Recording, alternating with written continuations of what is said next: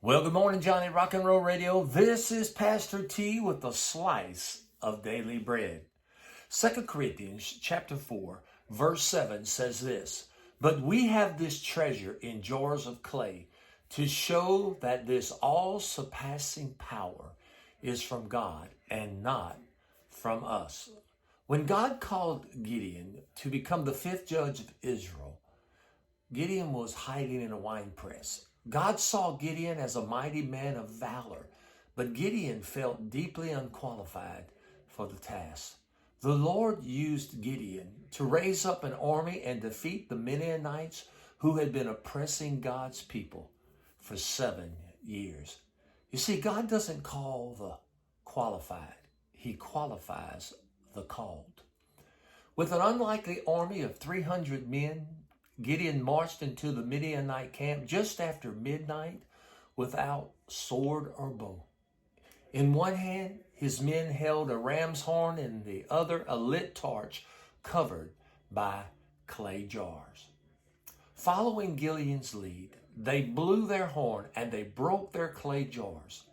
They held the blazing torch with their left hand and the horn in their right hand, and they all shouted, "A sword for the Lord and for Gideon." The Midianites fought against one another until 120,000 Midianites perished. The remainder fled on foot. The story of Gideon is a foreshadowing of things to come. We too are up against an enemy too great to defeat in our own strength. And when God looks at us, He doesn't see us as unqualified. He sees our potential, and He has given us spiritual weapons that will cause our enemy to turn on themselves and run in defeat. We are like clay jars, but the light of Christ contained within shines like a blazing torch.